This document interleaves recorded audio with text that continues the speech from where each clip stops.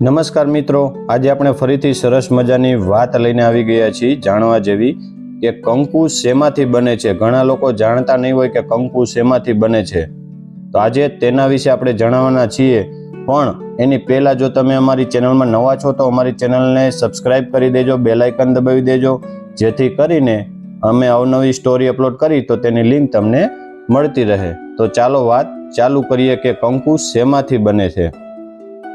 આપણા રોજિંદા જીવનમાં કંકુનો ઉપયોગ કરીએ છીએ। મંદિરમાં પૂજા કરતી વખતે, શુભ પ્રસંગોમાં, લગ્નમાં અને તહેવારો દરમિયાન કપાળ પર કંકુનો ચાંદલો કરવામાં આવે છે। પરંતુ શું તમે ક્યારે વિચાર્યું છે કે કંકુ શેમાંથી બને છે? તો ચાલો આજે તેના વિશે રસપ્રદ માહિતી જાણીએ। હિન્દુ સંસ્કૃતિમાં કંકુને ખૂબ જ પવિત્ર માનવામાં આવે છે।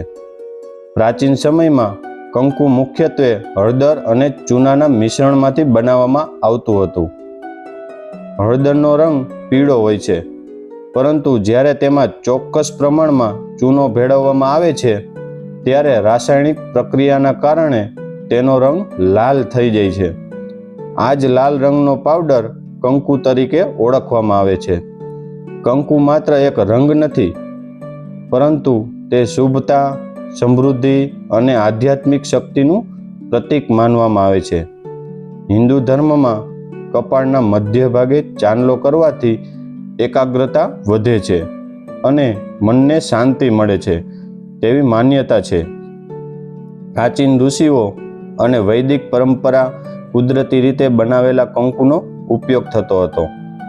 તેમાં કોઈ હાનિકારક રસાયણો નહોતા, પરંતુ આજના સમયમાં બજારમાં મળતા કેટલાક કંકુમાં કૃત્રિમ રંગો અને રસાયણો પર ઉમેરવામાં આવે છે, જે ત્વચા માટે નુકસાનકારક બની શકે છે।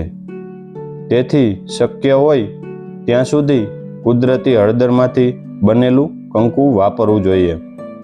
તે ત્વચા માટે સુરક્ષિત પણ હોય છે અને તેથી ધાર્મિક પવિત્રતા પણ જળવાઈ રહે છે। મિત્રો, કંકુ માત્ર એક પરંપરા નથી, પરંતુ આપણા સંસ્કાર અને સંસ્કૃતિ સાથે જોડાયેલું એક મહત્વનું પ્રતીક છે।